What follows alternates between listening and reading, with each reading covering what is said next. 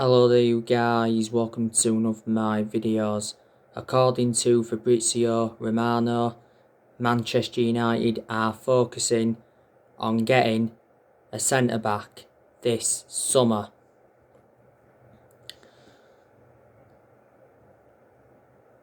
Now, obviously, Pau Torres from Villarreal is on our agenda, and Rafael Varane from Real Madrid is on our agenda.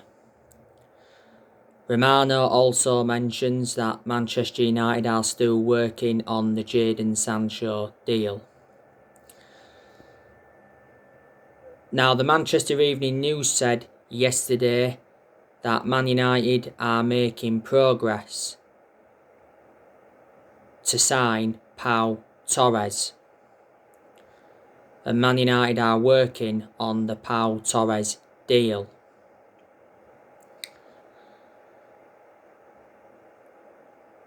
The Pau Torres deal is unlikely to be finalised until after the Euros.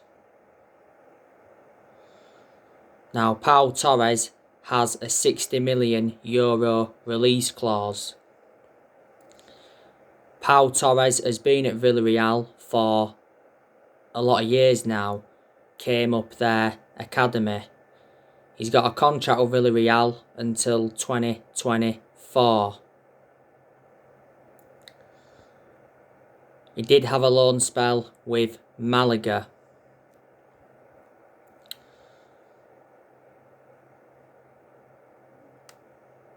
Now, Manchester United have opened up talks with Rafael Varane's agent.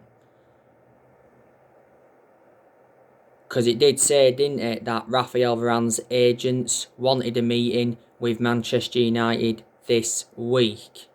Because Varane has chosen the Premier League over PSG.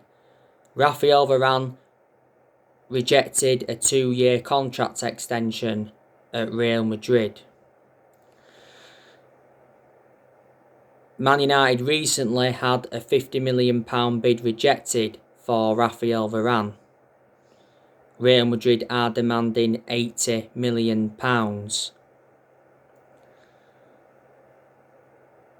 Now, there has been rumours of a swap deal between Paul Pogba and Rafael Varane, but Real Madrid have rejected Manchester United's offer to swap Paul Pogba for Rafael Varane.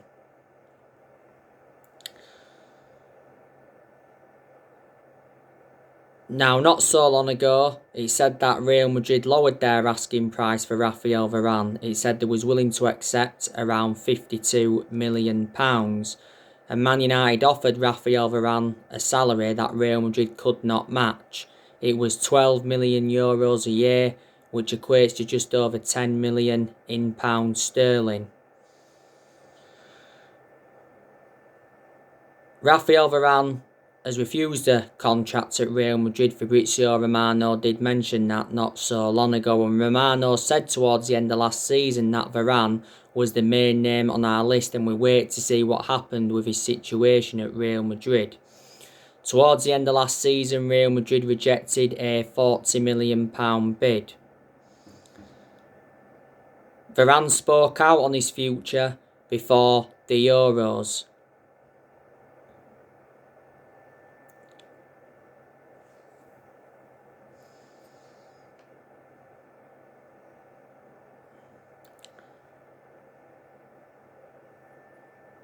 Now, we went in for Rafael Varane 10 years ago under the Sir Alex Ferguson era, and Woodward was prepared to sanction a £100 million move for him back in 2018.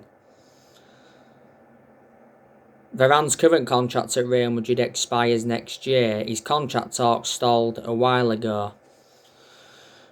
But Varane is regarded as one of the best centre-halves in the world. He's highly experienced. If he came to the Premier League, he would exceed expectations, and he's got a great pedigree as a player. He's won like 18 major honours at Real Madrid. He's been a long-serving player at Real Madrid as well. He's been with them over 10 years now and he's made over 300 appearances in all competitions. Real Madrid paid just €10 million for him from Lens back in 2011, but I can assure if Varane came to Man United that he'd complement Harry Maguire very, very well in our back line.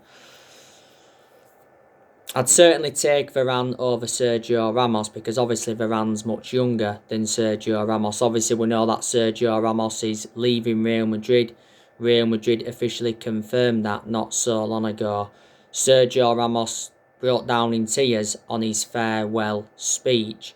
There's around 4 clubs that are in for Ramos, but reports from Spain said not so long ago that Ramos could secure a transfer to Man United this summer. You know, Ramos was a long-serving at Real Madrid. He endured 16 years with them.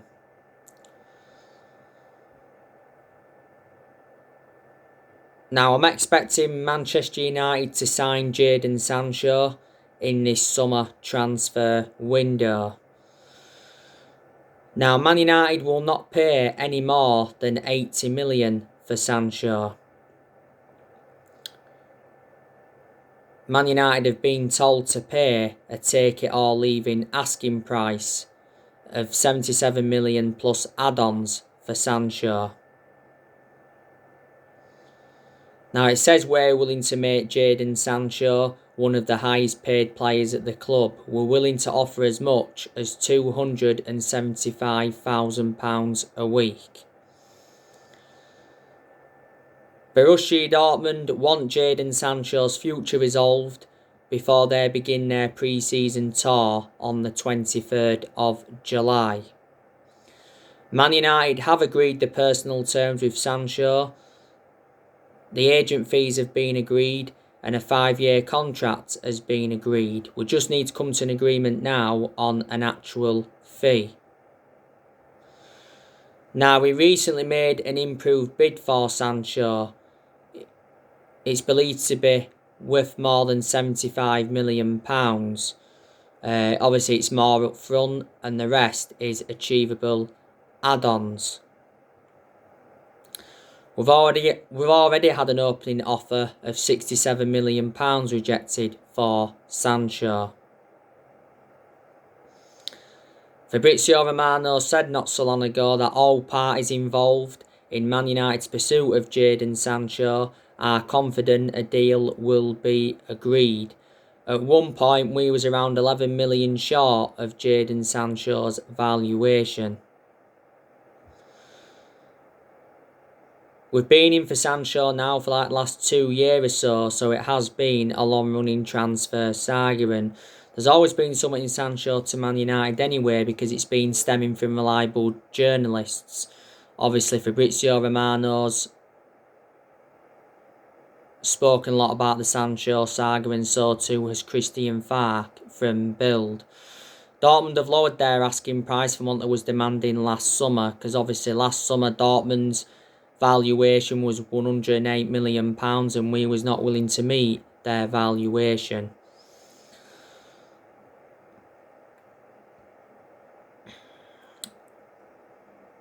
Kieran Trippier from Atletico Madrid, he's on our agenda. Now, Sky Sports said not so long ago that Atletico Madrid want £43 million if they are to sell Kieran Trippier. He says, we are reluctant to pay any more than £20 million. Kieran Trippier has a release clause of £35 million. I think he's got like 2 years left on his current contract at Real Madrid now. Man United recently made a second bid for Kieran Trippier in the region of £21.5 million. We had an opening offer of £10 million rejected for Kieran Trippier. Man United's low bid for Trippier angered Atletico Madrid. Now, I was in for Trippier in the January transfer window, but we culled our interest because Trippier got banned by FIFA for 8 weeks for breaching betting rules. The other week, Trippier told his England teammates that he wants to join Manchester United. And he's been house hunting in Manchester, so reflecting on that, that's fueled speculation up. Atletico Madrid paid £20 million for him from Tottenham. The reason we want him is because Ole Gunnar Solskjaer has been unhappy with Wan-Bissaka's attacking output. Wan-Bissaka is the only recognised senior right back at Man United at the moment. Solskjaer wants to make around 4 or 5 signings in this summer transfer window. Solskjaer's already decided on his transfer targets. He obviously wants to strengthen up in 4 positions. Now he wants a striker, he wants a right winger, he wants a defensive midfielder, and he wants a centre-half. This summer transfer window is massive for Ole Gunnar Solskjaer, and I think he is aware of that.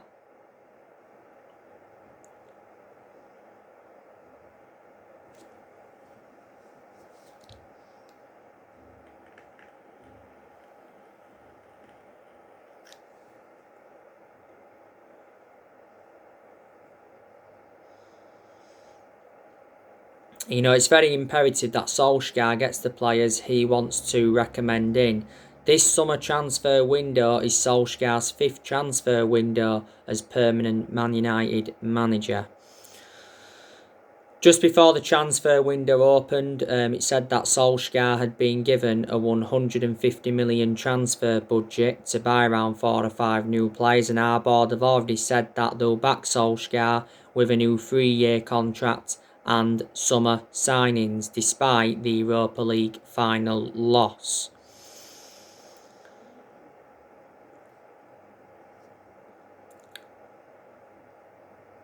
Joe Glazer has obviously promised Manchester United supporters that Solskjaer will get the funds that are available, and he said he's going to give the manager financial backing because Solskjaer obviously hasn't been backed enough so far, because obviously hasn't got all the players that he wanted to recommend in. But like I say, I'm expecting to get good backing in this transfer window.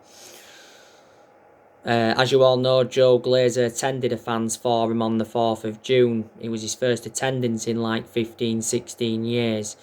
Obviously, a lot of United fans were protesting against the Glazers at Old Trafford towards the end of last season because the Glazers have been one of the biggest issues at the club for a long time. You know, the Glazers bought the club for 500 million back in 2005, and the Glazers have been at Manchester United for 16 years. Said towards the end of last season that the Glazers could be forced to sell Man United, but for only £4 billion. And obviously the Glazers towards the end of last season were planning to ditch the Champions League for the European Super League. They apologised anyway. We had our financial results not so long ago. Our debt has increased to around 443.5 million. Our debt continues to rise, which is a concern. Woodward, obviously, he's had a 16-year association with Man United. As you all know, Woodward is standing down at the end of the year because it got announced earlier on this year that he resigned as Manchester United vice chairman.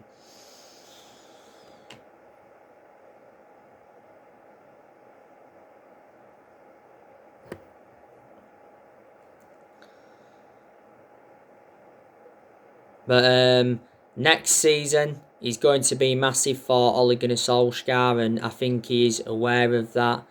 You know, next season will be his 3rd full season at the club. He's got to exceed expectations next season if he is to remain Manchester United manager. You know, if things start to go wrong next season, then I'm expecting Solskjaer to get sacked. If we do decide to sack Solskjaer, who's going to come in to replace him? We need someone in with a proven pedigree and someone who will suit the strappings of the club. And yeah, like I said, you know, Solskjaer does deserve another season. But I can assure he's not the long-term manager for Man United, and I think a lot of United fans will agree with me on that aspect. Solskjaer has not yet won a trophy as Manchester United manager. We haven't won a trophy since 2017, which is 4 years ago. That's nowhere near good enough to our standards. And Solskjaer's been in charge of Manchester United now for 30 months, which is over 2 years. Reflecting how long he's been at the football club, he has gained some managerial experience and he's learnt quite a bit on the job. Ole has just under a year left on the current 3-year contract he signed when he got the job permanently back in March 2019. To be honest with you, we shouldn't be giving him this new 3-year contract because I can assure he won't see it out. But there is United fans that are Ole out, but I presume there's also United fans that are Ole in and they believe that he needs more time at the club. Like I said to you, I have got my concerns about Ole. But there's also things I've got to credit Solskjaer for as well. You know what? I didn't expect Solskjaer to do as well as he has done, so in that aspect, I am shocked. You've got to say he's done a good job to say the current squad he was left with when he got appointed in as Man United manager. When Solskjaer got appointed in as Man United manager, he knew he had a lot to do. And he knew when he'd taken over Solskjaer it was going to be a massive job, despite him knowing the club through thick and thin. I think in certain aspects, Solskjaer's brought consistency back. He did well in quite a lot of aspects last season. In his second full season, he got us a second place finish. He got us to the Europa League final. I know we didn't win the Europa League, but he still got us to the final, so you've got to credit him for that. And that was his first major final as Manchester United manager. Last season went the entire season without losing away from home in the Premier League. Last season got us to the FA Cup quarter-final and the EFL Cup semi-final. In Solskjaer's first full season, he guided us to 3 semi-finals and got us a third place finish. We are into the Champions League for next season. Ole has made good signings as Man United manager so far. He's spent almost £300 million. He's got rid of a lot of the deadwood since he's come in. And I like the way he has promoted the youth.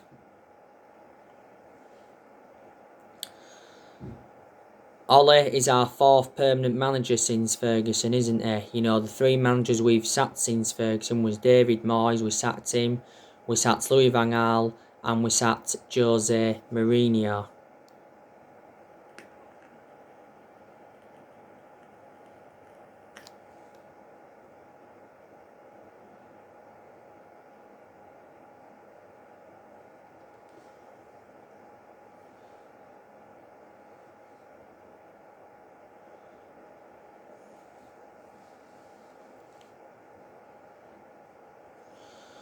And we're not even really known as a sacking football club because we haven't really got the structure to keep sacking managers. Ole's our best manager since Ferguson though. In recent years our recruitment's been poor and we've overpaid for players, and in that aspect the blame stems from the board. We've won 4 trophies since Ferguson retired. That was the FA Cup under Van Gaal and the Europa League, the League Cup and the Community Shield under Mourinho, so that justifies how inconsistent we've been. We haven't won the Premier League since 2013. That's 8 years ago now. But like I said, we haven't been the same team since Ferguson retired.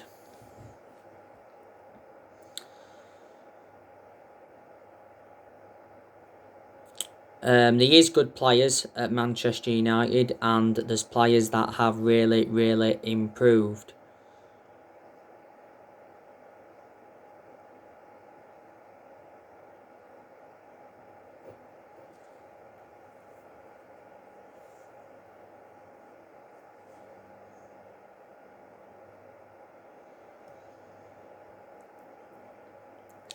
Edinson Cavani, he's made a fantastic impact since he's come in. I'm glad Cavani's staying for next season. Romano did say towards the end of last season that Cavani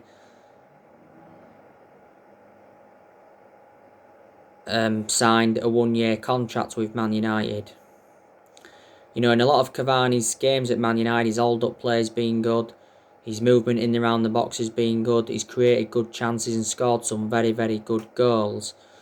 There again, there has been some games, but not many, where he has looked isolated and he hasn't been given enough service.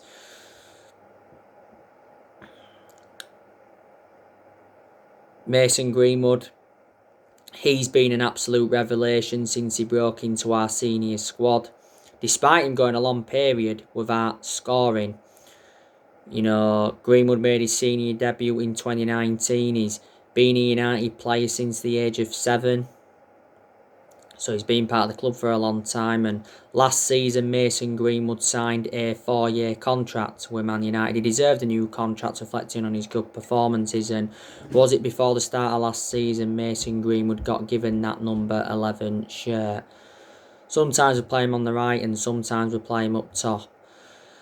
I think Rashford's a good player, but there's still aspects of his game that I've got to improve. Rashford's endured bad periods. I thought he was poor towards the end of last season. We need to keep Marcus Rashford out on that left-hand side because that's where he's more effective. Not keen on him on the right-hand side, and we've played him on the right a few times, and I'm not keen on him centrally, but he's actually produced some good performances when he's played centrally. Rashford's been a United player since the age of 7 and he's been in our senior squad since 2016. And he's become injury prone because he's sustained a few injuries now at Man United. Obviously Bruno Fernandes, he's very, very good as well. He's made a difference in the team. In most of Bruno Fernandes' games, he's been very, very consistent, but there's also been quite a few games where he's looked off the pace. Let's be honest, we have overplayed Bruno Fernandes. I think Fernandes is our best player. And he's one of the best signings we've made since Ferguson retired. Bruno Fernandes has been at Manchester United for around 17-18 months now. Predominantly plays as number 10. Won Player of the Year not so long ago, and he's won Player of the Month quite a few times, reflecting on his good performances.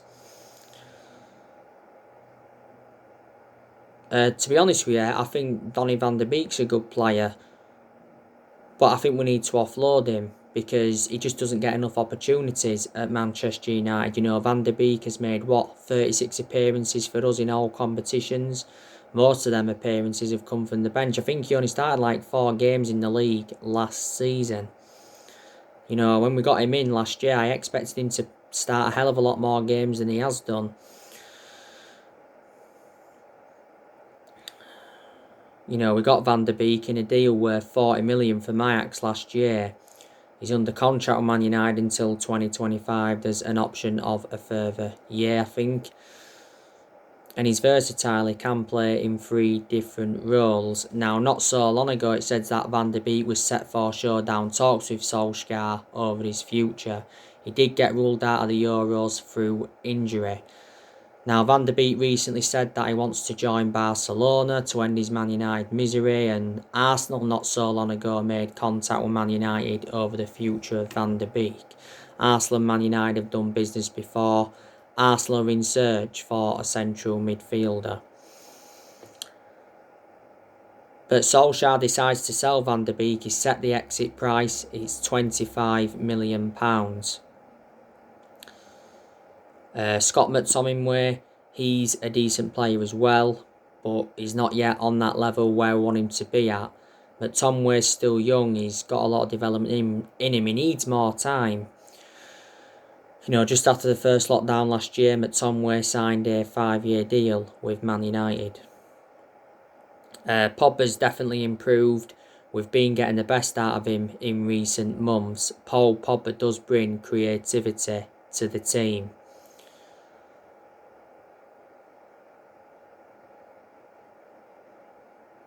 In quite a few games last season, we played him in an advanced role. He's much better in an advanced role than he is in a deeper role. But I want Pogba to stay for next season, like I said.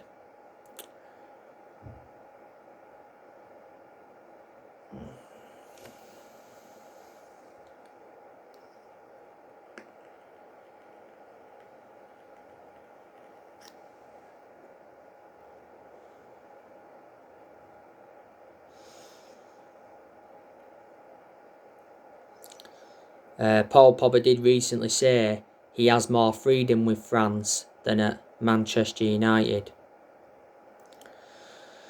And he set a goal target for next season. Now it's actually come out and said recently that Man United want to make Paul Pogba the Premier League's highest paid player, with a 5-year contract worth 104 million. Pogba's current contract expires next year, because last season we triggered that 1-year extension on his contract. Obviously, Ollie's hopeful that he stays and signs a new contract. We actually fear losing Paul Pogba on a free transfer. We fear that he's running down his contract to leave on a free. Now, not so long ago, Pogba did say he wasn't in contract negotiations with Man United, but Sky Sports News said the other week that Man United opened talks with Pogba's representatives over a new contract. Pogba's our most expensive sign at the moment, because we paid £89 million for him and he's endured 5 seasons at the club since he rejoined. But he has had a long-running transfer saga. PSG have been in for him recently. Mino Raiola has obviously held talks with PSG's president, and PSG recently stepped up their interest. PSG want to partner Paul Pogba with Wijnaldum, because PSG got Wijnaldum on a free from Liverpool. Kim Pembe says PSG would welcome Paul Pogba. Real Madrid have been linked with Pogba as well. There's obviously been a lot of narratives of him possibly going back to Juventus. Inter Milan and Barcelona have been in for him before. So like I say, he's had a long running transfer saga. I think we want around £72 million for him if we are to sell him in this summer transfer window.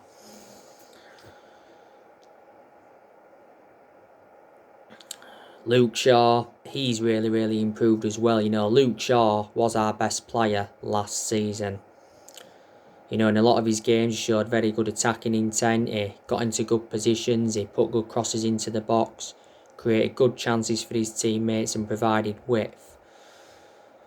Shaw's had a good career at Man United despite his injuries. He's been at the club now for like 7 years. And he still remains our first choice left back despite the arrival of Telles last year.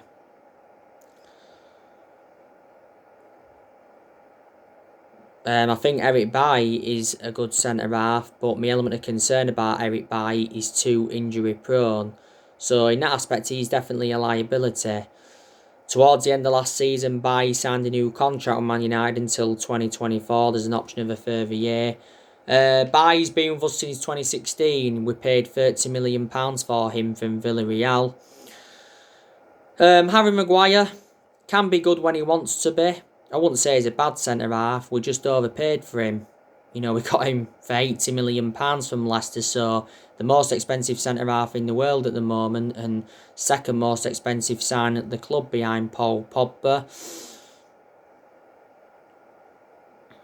Maguire's been injured recently, hasn't he? I think he's now back. Obviously, it was a big miss for us towards the end of last season because he had that ligament damage in his ankle.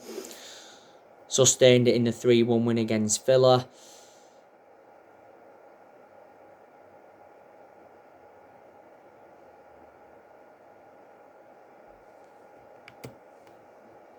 And Wan-Bissaka, I think he's improved. He's a very good right back. And Wan-Bissaka is one of the best right backs we've had since Gary Neville, being honest. But Wan-Bissaka has got to show more in the attacking third of the pitch. There was some games all last season where he did show some good attacking intent. Defensively, Wan-Bissaka's always been superb. Bissaka's enjoyed 2 full seasons now at Man United. Got him in a deal worth 50 million from Palace in the summer of 2019.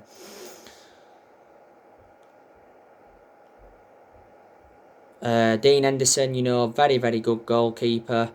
He did well in a lot of the games he was in goal for last season.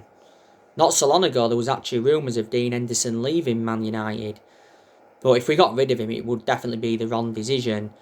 But he recently said that Solskjaer has chosen Dean Henderson to be our number 1 goalkeeper for next season, which is the right decision because, like I said, Dean Henderson is now reliable enough to be our number 1 anyway.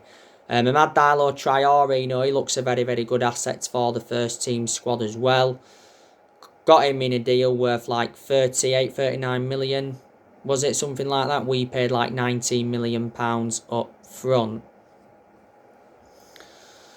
Alex Telles, I think he's a good left back. Hasn't hardly played for us, but I think in some of the games he's been involved in, he has been consistent.